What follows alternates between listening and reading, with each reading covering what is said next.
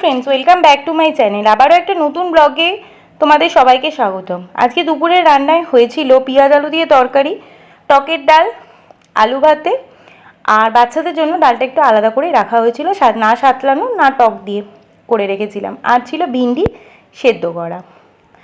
আজকে খুব তাড়াতাড়ি আমরা ভাত খেয়ে নিয়েছিলাম, প্রায় 12:30 একটার মধ্যেই, যেখানে আমরা প্রায় 2:30-3টের সময় ভাত খাই। কাঁচা পেঁয়াজ এখন এই গরমকালে প্রায় রোজই আমরা খাচ্ছি, বাচ্চাদেরও মাঝে মাঝে দিচ্ছি।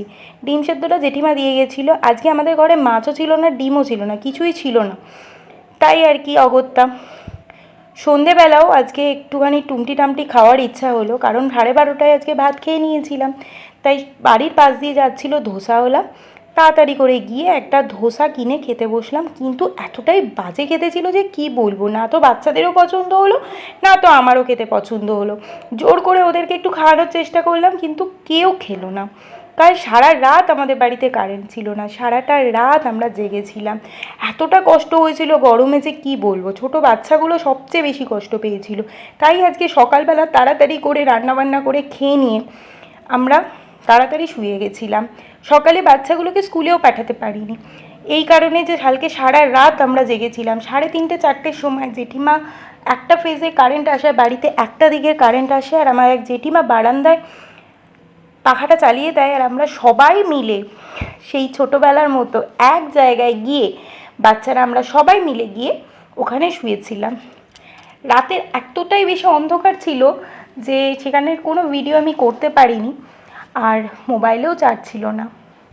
আর যেটুকু চার্জ ছিল সেটুকু সকালের জন্য বাঁচিয়ে রাখার চেষ্টা করছিলাম, কারণ কখন কারেন্ট আসবে সেটাও জানতাম না। তো চলো আজকের ব্লগটা একটু অন্যভাবেই শুরু করলাম। আজকে এইসব খাওয়া দাওয়া পর্ব বাদ দিয়ে যেটা মেন কাজ হয়েছিল সেটা হলো, রামনবমী পুজো কালকে ছিল। আমাদের পাশের পাড়াতে এক জায়গায় বড় করে রামনবমীর পুজো হয়। সেখানে বাচ্চাগুলো কাল থেকে আমার ছেলে খালি ঠাকুর দেখতে যাব বলছিল। তো আজকে আর তাকে রুকে রাখা চায়নি, ওকে এই ঠাকুরটা দেখাতে নিয়ে যেতেই হলো শেষ পর্যন্ত। তো তোমরাও দেখো, দোল্লায় এখানে রাম ঠাকুর, রাম সীতা ঠাকুরকে বসানো হয়, আর সাথে দেখো হনুমানজিও আছেন, বজরংবলী আমাদের।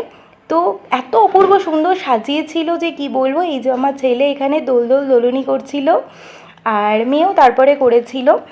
বেশ ভালো করে ওরা আর কি এনজয় করছিল এটা। আমরা ছোটোবেলা থেকে এই পুজোটা দেখে আসছি। আগে ছোটোবেলায় এখানে বড় করে মেলা বসতো, অনেক লোকজন আসতো, কারণ এটা একটা অড টাইমের পুজো ছিল। এই সময় আগে পেছনে কোথাও কোনো মেলাও হতো না, না তো কোনো পুজো হতো, সেই জন্য এখানে প্রচুর পরিমাণে লোকজন আসতো। এখন তো বিভিন্ন জায়গায় বজরংবলীর মন্দির হয়েছে, প্রচুর পুজো হয়, রাম পুজো হয়, কিন্তু সেই সময় আগে এখানে আশেপাশে কোথাও বজরংবলীর মন্দিরও তেমন ছিল না, সেই জন্য কোথাও পুজো হতো না। তো এই কর্তৃপক্ষ এখন আর সেভাবে মেলা হয়তো বসান না, কিন্তু এবছর তাদের একটা অন্য উদ্যোগ ছিল, সেটা হলো যাত্রাপালা হয়েছিল। সেই যাত্রাপালা তো আমি কোনো দিন দেখিনি আলাদা করে। তো চারি অ্যারেঞ্জমেন্টগুলো এখানে দাঁড়িয়ে দাঁড়িয়ে একটু ঘুরে ফিরে দেখছিলাম, আর বেশ খানিকক্ষণ সময় ধরে ওখানে ওয়েট করছিলাম যাতে যাত্রাপালাটা শুরুটা অন্তত দেখতে যেতে পারি।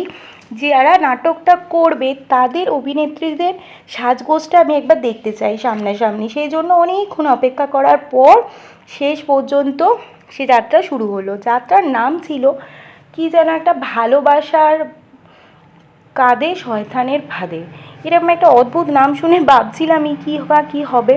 তো যাই হোক, খুব একটা বেশি মনোপ্রুত হয়নি এই যাত্রাটা আমার, দেখতে ভালো খুব একটা আমার লাগেনি, কিন্তু যেহেতু আমি কোনো দিন যাত্রা দেখিনি, একটু অন্য জিনিসই লাগছিল।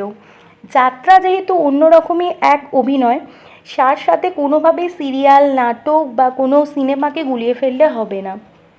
তার কলাকুশলীরা একদম ডাইরেক্ট আমাদের এখানে সামনাসামনিভাবে আমাদের অভিনয় করে দেখাচ্ছে, তাই জন্য তাদের পুরো ব্যাপারটাই অন্যরকম থাকে। তো দেখুন, লাইটটা খুব সুন্দর দিয়েছিল, মাইকের অবস্থা খুবই খারাপ ছিল, সেভাবে কোনো একদমই কথা শুনতে পাওয়া যাচ্ছিল না। আর যেরকম আমি দেখালাম, আমি যখন এখানে এসেছিলাম জায়গাটা পুরো ফাঁকা ছিল, দেখেছিলেন। আস্তে আস্তে কত লোক ভরে গেল, মানে কোনো ছোট্ট অনুষ্ঠান যদি অ্যারেঞ্জ করা হয় আজও এই পুজোটা সেরকমই জমজমাট হতে পারে। আমিও গিয়ে বাকিদের সাথে একই কথা বলছিলাম, বাকিদেরও একই বক্তব্য ছিল। তো যাত্রার কলাকুশলীরা ঠিক এভাবে অভিনয় করছিল। আমরা সচরাচর এভাবে সামনাসামনি কোনো মানুষকে দেখতে অভ্যস্ত নয় বলে আমার খুব একটা মনোপুত হয়নি ব্যাপারটা। অনেক মানুষই বয়স্ক ছিল, অনেক বাচ্চারা এই যাত্রাটাকে খুব খুশি হয়ে দেখতে এসেছিল যেহেতু, তাই সবটা মিলিয়ে আমার কাছে ব্যাপারটা খুব একটা পছন্দের হয়নি। কিন্তু আদারওয়াইজ তাদের উদ্যোগটা কিন্তু খুব ভালো ছিল। চলো টাটা, নতুন একটা ব্লগে আবার দেখা হয়েছে। টাটা।